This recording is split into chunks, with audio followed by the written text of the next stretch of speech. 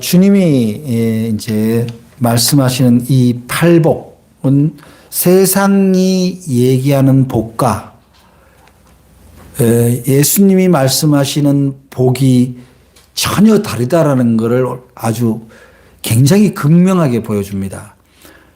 그 중에 오늘 말씀에 보면은 오늘 주제가 온유한 자는 복이 있는데 그 온유한 자가 복이 있는 그 복이 바로 땅에서 기업을 얻는다 이렇게 얘기하고 있어요. 그러면 이 얘기는 바르게 하면 온유하면 현세에서 이 땅에서 기업을 얻게 된다. 말하자면 여러분들이 사장님이 된다. 뭐 그런 얘기잖아요. 땅을 기업으로 준다 그랬으니까 굉장히 그리스도인들이 아주 잘 새기고 그리고 자기 신앙 속의 생활 속에서 이 말씀을 복음으로 알고 새겨두면 진짜 땅에서 기업을 얻습니다. 이 또한 김윤환 목사, 여러분의 담임 목사의 간증이기도 해요. 제가 학부가 도시행정 학과를 나왔고 우리 아들이 경영학과를 나왔고 제가 과거에 노동자에서 중소기업을 운영하는 젊은 사장이기도 했어요. 근데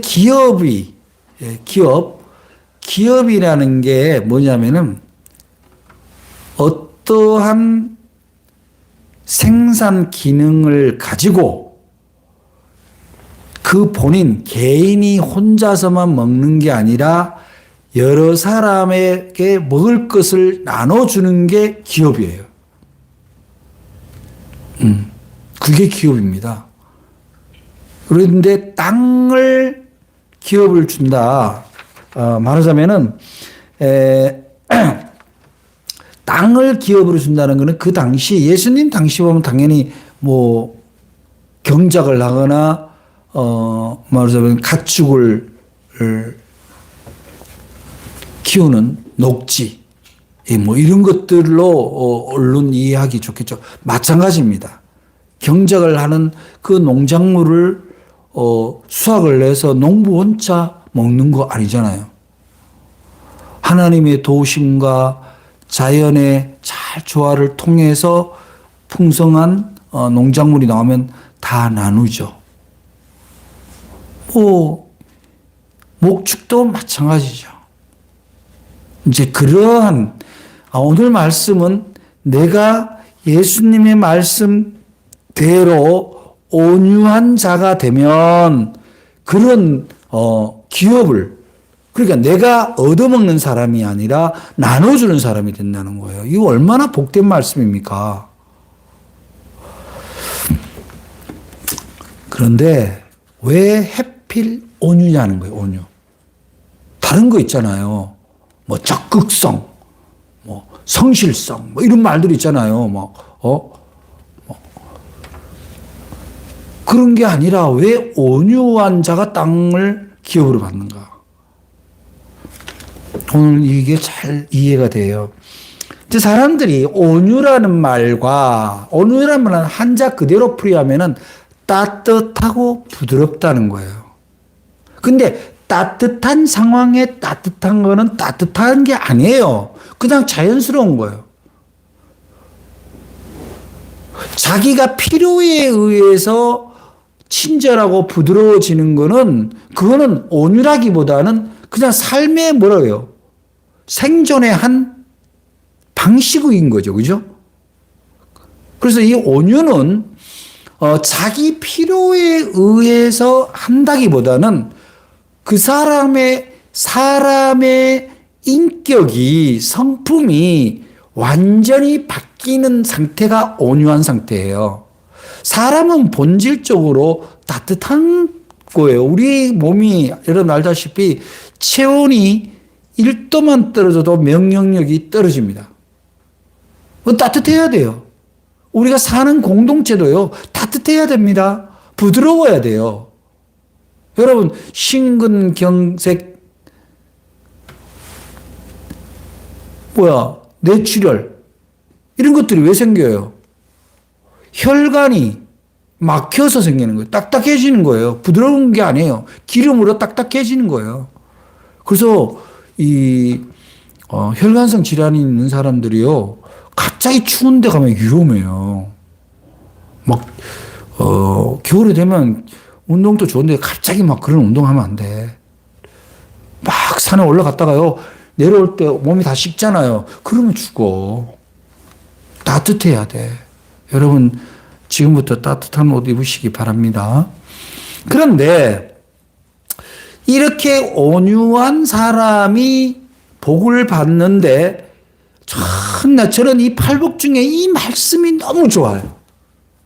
정말. 근데 내가 온유해 보니까 주님이 말씀하신 대로 만분지 일이라도 따라서 해보자 그래서 온유한 척 혹은 온유하게 해서 해보니까 진짜 복이 오더라고요. 진짜 복이 오더라고요. 그래서 온유라는 말을 우리가 행동 양식에서 실천적인 용어로 바꾸면 친절이잖아, 친절.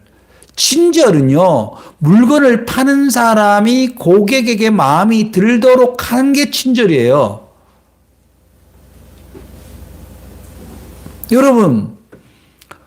여러분, 하나님이 우리의 소원을 들어주시는 분이라면은 우리는 어떤 사람이 되어야 됩니까? 하나님에게 어떤 사람이 돼요? 친절한 사람이 돼야 돼. 친절한 사람. 그래야 하나님이 내 소망을 들어주는 거야. 팔아주는 거야. 여러분, 하나님 앞에 친절해 본 적 있어요? 그럼 어떤 사람이 그렇게 대답하죠? 저는 기도할 때 하나님 앞에 친절하게 하고 그렇다고 하나님한테 썩내면서 하는 사람은 없죠. 하나님한테 기도하면서 하나님 왜 이렇게 하는 거예요? 진짜 이러면 되겠어요? 이렇게 하는 사람은 없어요. 지금 하나님에게 친절한다는 얘기는 하나님이 흡족해하고 기뻐할 만한 행동을 얘기하는 거예요.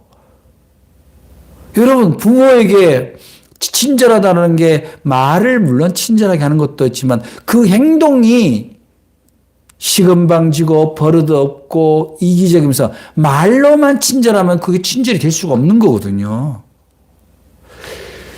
학생이 선생님한테 가장 친절하는 건 뭐예요? 순종하는 거예요. 학업에 집중하는 거잖아요. 그죠? 하나님에게 칭찬을 받으려면 친절해야 돼요. 온유해야 돼요. 다산 정약용 선생이 목민심서에서 뭐라고 얘기를 하시냐면은 목민은 백성을 다스리는 관리는, 맞아요. 요즘 말하는 공무원이죠. 나라의 녹봉을 먹는 국민의 세금으로 사는 사람은 친절해야 된다. 그럼 그 친절이 뭐냐? 상대방이 미안해서 어쩔 줄 모를 때까지 베푸는 게 친절이라는 거예요. 거기에는 그러면 제가 온유가 다른 표현으로 하면 친절이라고 그랬는데 그것이 상대방이 미안할 정도로 친절해지려면 일반적인 아주 그냥 보편적인 수준으로 친절해서는 어렵다는 거예요. 사람이. 우리는 성경을 삶의 지도, 우리 인생의 설계도로 보기 때문에 성경을 통해서 그럼 온유가 어떻게 되는가를 아는 게 중요해요. 세상의 그런 리더십이 아니라 예수님은 이 온유에 대해서 뭐라고 말씀을 하시냐면은 가지고 있는 힘을 다 쓰지 않는 자가 온유한 자다. 이렇게 설명을 해요. 그게 어디서 나오냐면은 예수님을 체포하러 이제 왔을 때 베드로가 어떻게 해요? 그 병정에 흥분해가지고 에게 칼로 병정의 귀를 잘라냅니다. 성질 급해. 그러자 예수님이 말고의 길을 붙이면서 하시는 말씀이 뭐라고 얘기를 하시느냐. 이에 예수께서 이르시되 네 칼을 도로 칼집에 꽂으라.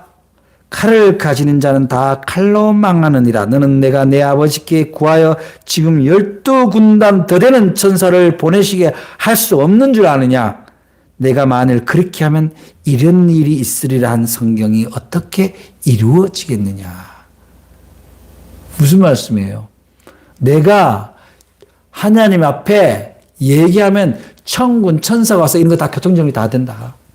로마 왕국 같은 건 다 없앨 수 있다. 그렇지만 그러면 니들이 할 일이 뭐가 있냐는 거지. 있는 거를 다 쓰지 않는다. 온유한 사람은. 또 한 번 주님이 뭐라고 말씀하시냐면은, 말하자면은 하고 싶은 말도 좀 참아라. 그렇게 할 말도 잘 참고 걸러낼 수 있는 사람이 바로 온유한 사람이라는 거예요. 마태복음 12장 19절입니다. 이렇게 나옵니다. 자기를 나타내지 말라 경고하셨으니 이는 선지자 이사야를 통하여 말씀하신 바 보라 내가 택한 종 내 마음에 기뻐하는 바 내가 사랑하는 자로다. 내가 내 영을 그에게 줄 터이니 그가 심판을 이방에 알게 하리라. 그는 다투지도 아니하며 들레지도 아니하리니 아무도 길에서 그 소리를 듣지 못하리라. 상난 갈대를 꺾지 않으며 꺼져가는 심지를 끄지 아니하기를 심판하여 이길 때까지 하시니. 무슨 얘기예요? 거리에서 소리 내지 않는다는 거예요. 성질 내서 버럭버럭하지 않는다는 거예요.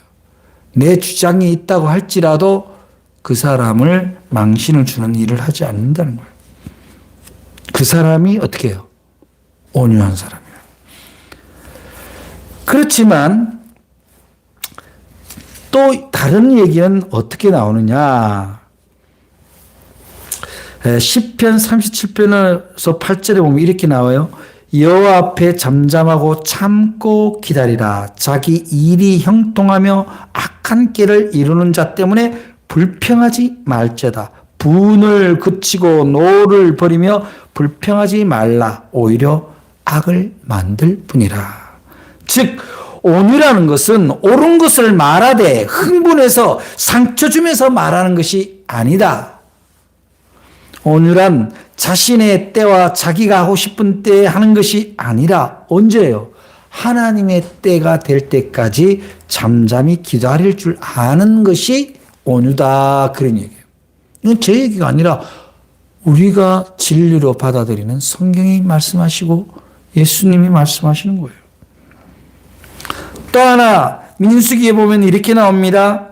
민수기에 모세가 구스 여자, 즉 지금으로 보면 에디오피아죠. 에디오피아 여자를 두 번째 부인으로, 첫 부인 십보라가 죽고 나서 두 번째 부인으로 했는데 막 누나하고 그 형 아론이 막 난리를 칩니다. 어떻게 흑인을 자기 여기에 네가 우리 지도자인데 지도자 부인으로 둘 수 있냐고. 너 지금 이미 지도력이 이상하다. 그런데 모세가 화를 내지 않습니다. 그래서 이 온유는, 그래서 하나님한테 칭찬을 들어요. 모세가 세상에 있는 자 중에 가장 온유한 자다 이렇게 얘기를 해요. 그래서 이 온유한 사람들은 다른 사람들이 자신이 비난에 대해서 흥분하지 않고 또 그 비난을 오히려 내 삶에 유익한 자양분으로 바꿀 수 있는 사람이 그렇게 볼 수도 있겠구나. 그러면서 자기를 돌아보는 사람이 어떤 사람이에요? 온유한 사람이라는 거예요. 그래서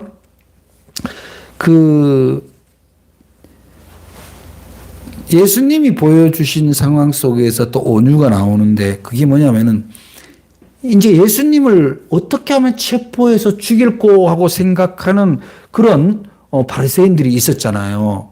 그 바리새인들이 그런데 예수님이 그 사람들이 예수님을 어떻게 했으면 좋겠는가 죽이려고 하고 그런 거를 모르는 게 아니에요. 그런 거를 쑥떡쑥떡 하는 까지 다 알지만 마태복음 12장 14, 15절에 보면은 바리새인들이 나가서 어떻게 하여 예수를 죽일까 의논하거늘 예수께서 아시고 거기를 떠나가시니 많은 사람이 따르는지라.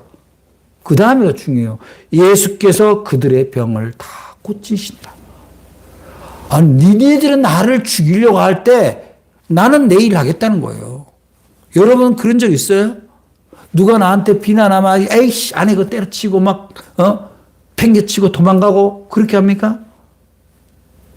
근데 우리의 길이고 빛이고 생명이신 예수님은 그렇게 하지 않고 있어요. 이게 예수님이 보여준 온유의 아주 결정판입니다.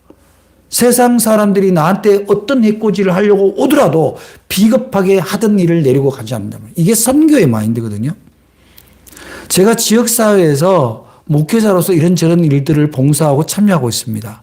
그럼 뭐 주변에 말들이 많아요. 그거 해서 당신한테 무슨 유익이 있냐. 어떤 사람들이 이렇게 얘기합니다. 제가 무슨 아동사역을 이렇게 하면 그렇게 해서 전도를 얼마나 했냐. 저는 우리 교회 사람 데려오려고 하는 거 아니에요. 그 일이 하나님이 좋아하실 만한 일이고 사람들에게 좋은 일이니까 하는 거예요. 제가 무슨 낚싯밥 던져갖고 걸리면 끌고 오는 그런 거 아니에요.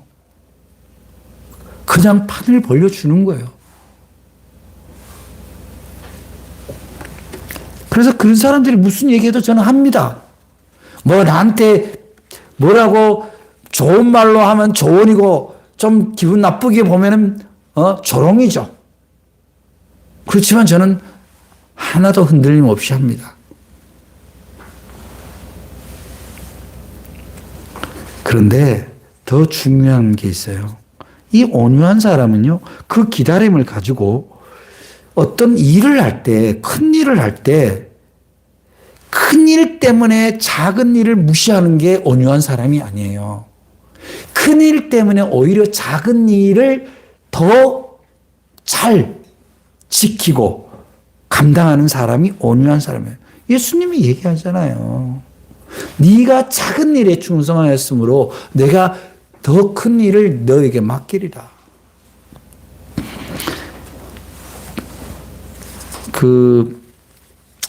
모세가 이제 애굽에서 왕자로 있을 때 자기 동족 히브리 노예를 막 혹사하는 거 보고 분노해서 그 병정을 그 관리자를 죽이고 도망을 오잖아요. 강야로. 강야로 와서 그 미디안 제사장에 가서 어떻게 해요? 그냥 굳은 일을 해요. 왕자였잖아. 굳은 일을 합니다. 그냥 물을 길러서 그 양떼들의 그 구육 먹이를 주는 곳에 물을 나르고 그냥 묵묵히 그냥 아주 그런 일을 해요. 말하자면은 장관한 사람이 와서 청소를 하는 것과 똑같은 거예요. 나무집 청소하는 거, 빌딩 청소하는 거 똑같아요. 그게 되겠어요, 그게 사실. 그런데 그렇게 열심히 해, 모세가. 그러니까 이 제사장이 어떻게 돼요? 미디안 제사장이 자기 딸 중에 주는 거 아닙니까? 그게 시보라예요. 그 물 잘 나르고 양들 잘 돌봤는데 제사장의 딸이 자기 부인이 된 거잖아요. 결정적인 거는 이런 겁니다. 여러분 욥 알죠? 욥은 욥기에 처음에 언급되기를 욥은 당대 의인이다 이렇게 나. 의인은 믿음이 신실하고 사람들로부터 존경받는 사람을 의인이라고 그래요. 근데 그 사람이 사탄의 시험, 물론 하나님께 허락받은 시험입니다. 시험에 의해서 자기 자식을 잃고 자기도 병이 들고 재산을 다 탕진하고 그러자 와이프까지 부인까지 네가 믿는 하나님을 그따위 하나님이냐고 저주하고 부인도 도망갑니다. 그렇게 욥이 도무지 인간적으로 이해가 되지 않는 고난을 당했을 때 무슨 고백을 합니까? 놀라운 고백을 해요. 욥기 1장 20절부터 22절입니다. 욥이 일어나 겉옷을 찢고 머리털을 밀고 땅에 엎드려 예배하여 이르되 내가 모태에서 알맘으로 나왔은즉 또한 알몸이 그리로 돌아갈지라. 주신 이도 여호와시오 거두신 이도 여호와시오니 여호와 이름을 찬송받을지라. 하고 이 모든 일에 욥이 범죄하지 아니하고 하나님을 향하여 원망하지 아니하니라. 아멘. 여러분, 온유한 사람은 자기에게 고난을 온 걸로 하나님을 원망할 수가 없습니다.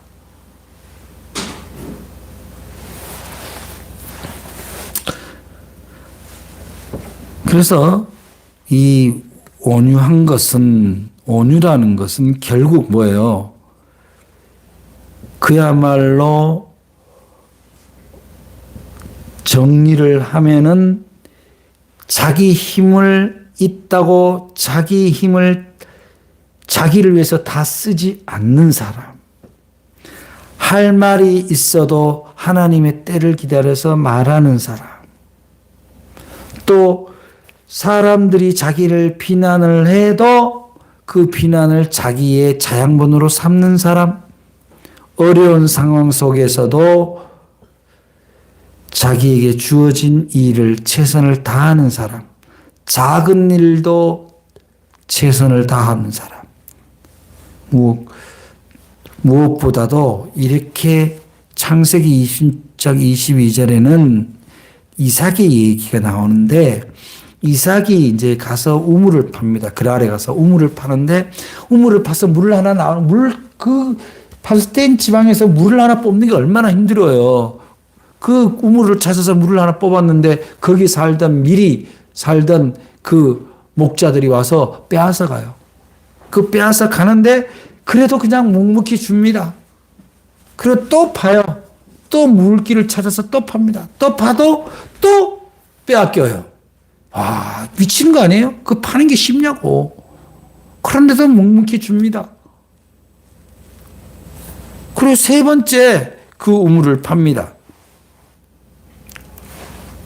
그래서 이 온유한 사람은 자기 이익 때문에 누구하고 다투지를 않는다는 거예요. 자, 성경이 말씀하시는 이 온유. 자, 이 정도 온유를 찾으면은 이게 어디에 써먹냐 말이에요. 어디에. 이런 온유를.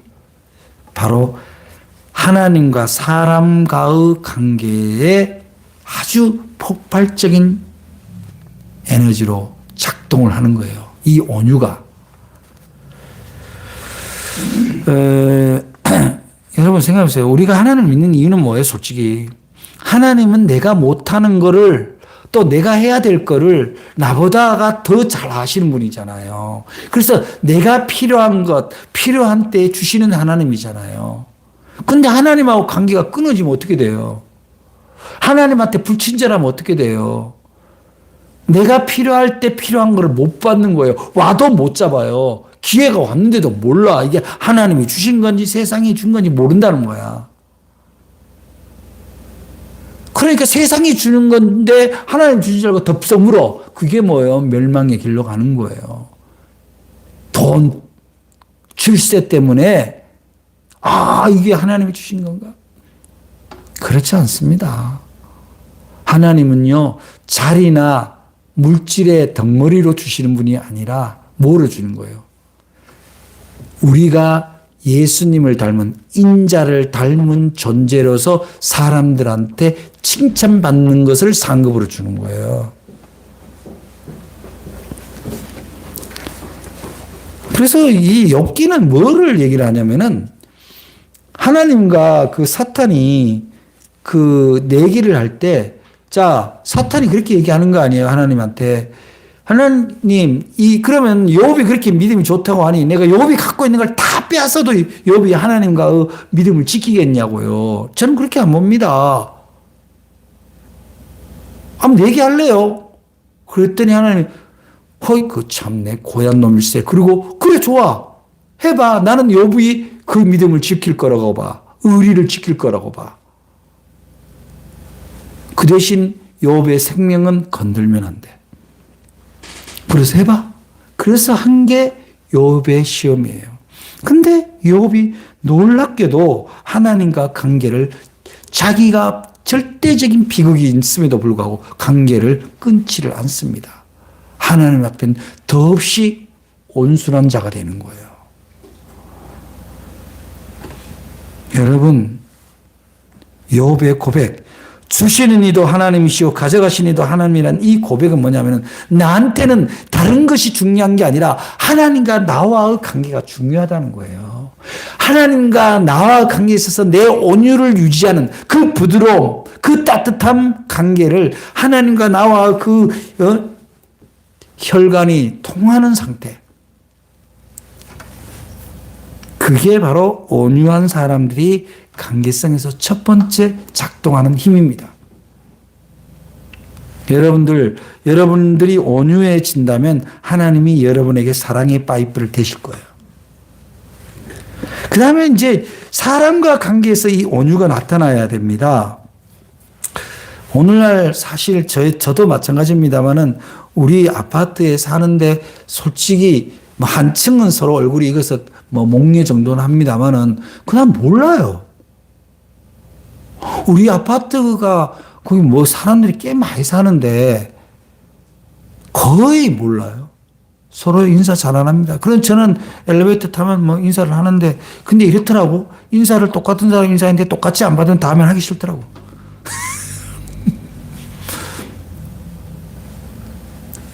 그럼에도 불구하고 우리는 그 이웃과의 따뜻한 관계를 이어가야 된다. 하나님이 아담의 장남이 가인이잖아요. 그다음 둘째가 아벨인데, 하나님이 이 장남에게 어떤, 말하자면 성품이고 정말 하나님의 자손으로서 그 대를 이어갈 수 있는가를 볼 때 하나님이 시험을 하신 건 아닌가 이런 생각이 들어요. 아벨을 좀 더 이렇게 마치 편애하는 듯이 아벨에게 더 관심이 있는 것처럼 사람들이 자꾸 뭐 아벨이 뭐 농사를 지어서 드리고 뭐 이런 얘기인데 제가 볼 때는 이상한 알레고리식 해석이고요. 제가 볼 때는 하나님은 하나님의 자녀를 위해서도 시험을 주는 거거든요. 여러분, 좋은 성적을 거두는 거는 시험이 평가하는 거잖아요. 좋은 사람이 되는 거는 시험을 잘 통과한 사람이 좋은 사람이 되는 거예요. 근데 그 시험에서 실패한 게 뭐예요? 하나님과 관계가 좋기를 희망했지만 사람과 관계가 깨졌잖아요. 하나님하고 자기하고 관계만 좋으려고 사람과 관계를 깼기 때문에 결국은 실패한 거예요. 죽였잖아. 우리 기독교인들이 오늘 종교개혁주일입니다만 정말 염두해야 되는 거는 교인끼리는 좋아 죽어. 진짜 좋은지는 알 수는 없지만. 그런데 뭐예요? 이웃들과의 관계가 그렇게 좋지가 않아. 그럼 어떻게 되는 거예요? 그 사람들이 뭘 보고 하나님을 보고 예수를 보겠어? 결국은 이 온유함이라는 건 하나님이 우리에게 온유라는 성품이 있기를 원하는데 이 온유라는 성품은 결국 뭐예요? 너와 사람과의 관계 속에서 따뜻함이 흐르고 부드러움이 흐르는 것을 통해서 내가 너희에게 복을 주겠다는 거잖아요. 땅에 기업을 주겠다는 거잖아요. 여러분 오늘 당장 여러분의 가족, 여러분의 직장 동료, 클래스메이트 이런 분들과 내가 정말 온유한 존재로서 관계를 하고 있나 돌아보시기 바랍니다. 그렇지 않다면 완악하다. 참 나는 교회가 자꾸 적을 만드는 것에 대해서 정말 걱정인데요. 온유해야 됩니다.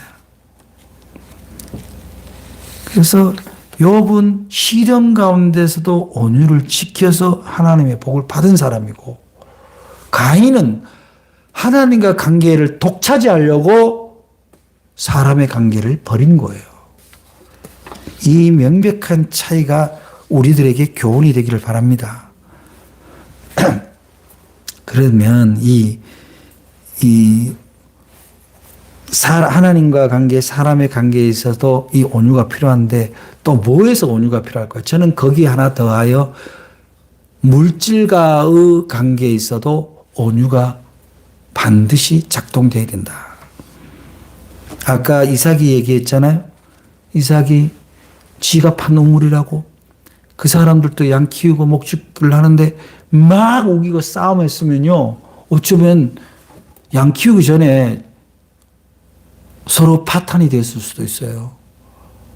그저 하나님께 기도하고 또 다른 우물을 찾는 거죠.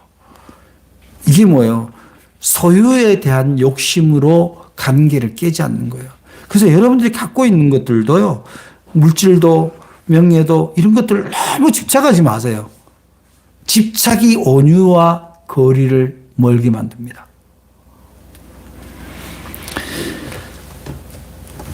이렇게 우리가 얘기한 대로 온유한 성품은 어떻게 이루어집니까? 내 스스로가 만들 수가 없어요.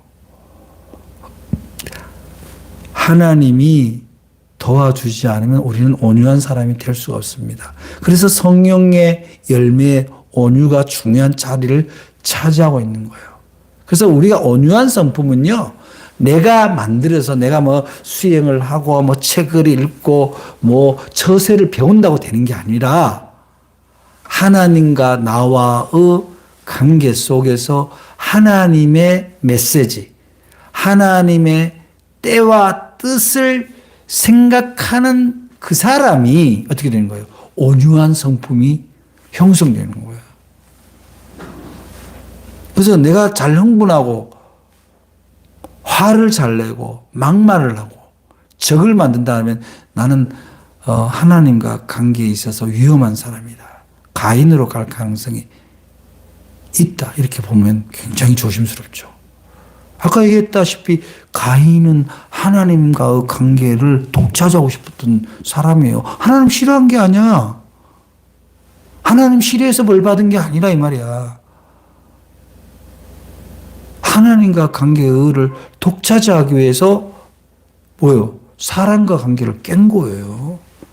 물질 때문에 사람과 관계가 깨지지 않기를 주님의 이름으로 부탁을 드립니다. 이렇게 온유한 사람들은 이제 이 사람들의 삶에는 이제 삶의 양식, 패러다임이 딱 구축이 되는데 어떤 패러다임이 구축이 되냐면 모든 삶에서 비폭력적이라는 거예요. 폭력, 폭언을 쓰지 않습니다. 찌르는 말 하지 않습니다. 비난을 위한 비난하지 않습니다.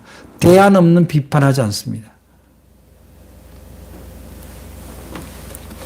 그래서 온유한 사람, 여러분들이 온유한 사람이라고 할 때 나는 폭력적인가 비폭력적인가를 보면 알 수가 있어요.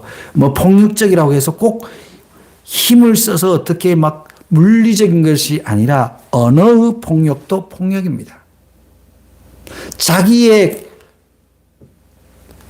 말하자면 권리, 자기의 권위를 가지고 자기보다가 약한 사람을 억압하는 것도 다 폭력이에요. 법을 잘한다고 법을 가지고 다른 사람을 억압하는 것도 폭력인 거예요. 내가 말을 잘한다고 해서 상대방을 공경에 빠뜨리는 것도 폭력이다 이 말이에요. 그러나 온유한 사람은 그러한 삶의 양상이 나타나지 않습니다. 두 번째는 온유한 사람은 외유 내강이죠.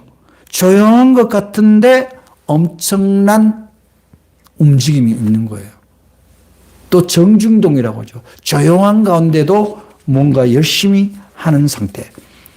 그래서 이 온유한 사람은 뭐 가만히 있는 사람이 아니라 뭔가 조용하면서도 자신이 하나님과 자신의 관계 속에서 인간으로서 마땅히 해야 될 일을 열심히 하는 사람이에요.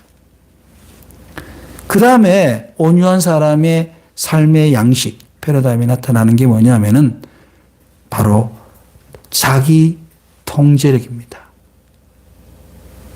셀프 리더십이죠. 그러니까 자기 마음과 자기의 육신을 얼마나 잘 통제하는가, 절제하는가. 이 역시 물론 성령의 열매로 하나님이 도와주셔야 되지만 어쨌든 온유한 사람은 절제력이 있다는 거예요. 그 다음에 온유한 사람들은 자기 힘으로만 살아가지 않습니다. 하나님의 도우심, 즉 성령의 도움을 의지하는 사람이에요.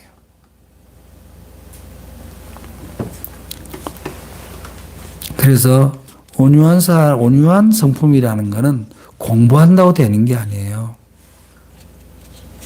무슨 말을 할까? 무엇을 할까? 어디로 갈까?를 항상 기도를 통해서 하나님께 먼저 묻는 사람이 온유로 가는 거예요. 내 뜻을 앞세우기보다 하나님의 뜻을 앞세우면 나는 잠시 멈출 수밖에 없는 거예요. 내가 하고 싶은 말, 내가 하고 싶은 행위를 막 하지 않게 된다는 거죠. 그래서 어떻게 되느냐? 이 온유한 사람은 궁극적으로 많은 사람들로부터 신뢰를 얻어요. 많은 사람들로부터 존경을 받습니다. 왜냐? 폭력적이지 않죠? 절제하죠? 또 뭐예요? 그야말로 조용하지만 열심히 해. 성실해. 그리고 뭔가 보는데 거룩해 합니다.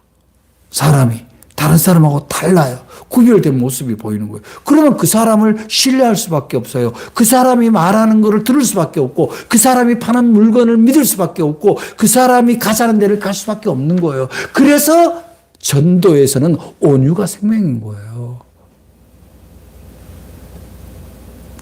요즘은 그런 사람 없습니다만 과거 전천에서 전도와 전도지 돌리면서 성질 낸 사람 얼마나 많은지 몰라요. 조용하라 그러면 막 화를 내고.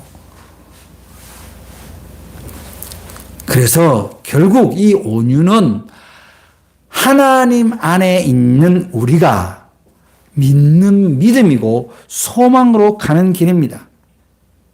우리의 소망은 솔직히 뭐예요? 우리의 삶이 평화로워지는 거잖아요.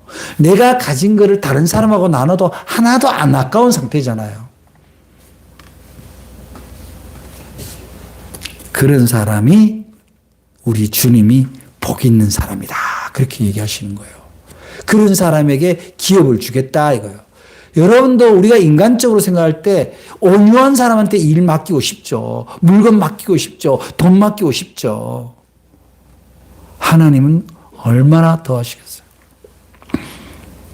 사랑하는 여러분, 하나님이 주시는 복 중에 여러분들이 땅을 기업으로 받는 문제, 땅에서 기업을 받는 문제는 얼마나 현실적인 문제인지 모릅니다.